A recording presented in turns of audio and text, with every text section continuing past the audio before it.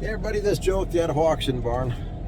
Got a Pontiac Montana that we're going to take for a bit of a test drive. It's a 2003.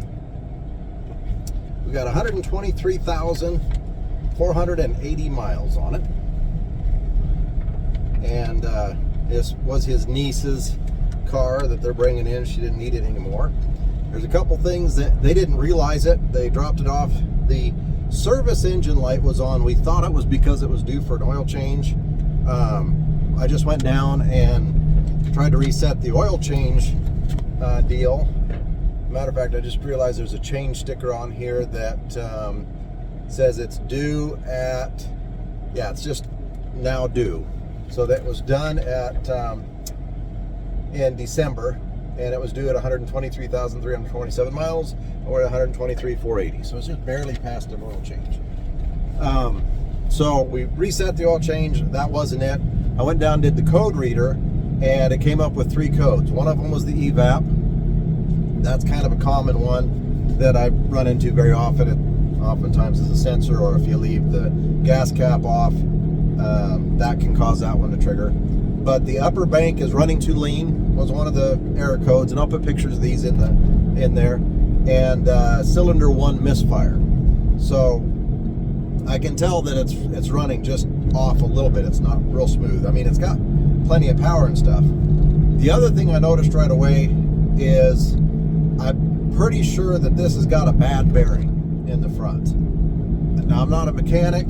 I haven't diagnosed it or anything like that. I'm just trying to tell you what we know as we take things for a test drive. So let me just get on this road right here, and I'll tell you what it sounds like.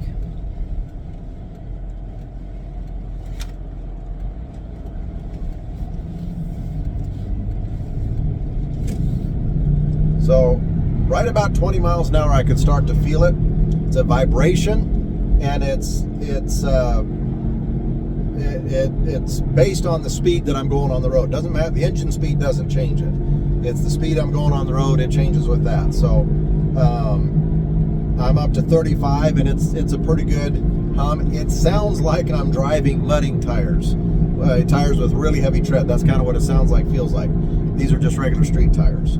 And let me see if I can get a little faster. And of course, the faster I go, the more of a hum, I think is the best way to describe it, or vibration, that I'm feeling on that. Of course, I'm coming up to a stop sign here. The AC is on right now. It's working. The driver's door window is down 1/4 inch, and the switch is broken. So I can't roll any windows down there. See if the radio works. Radio does not work. All right, so I'm going to kind of gun it a little bit.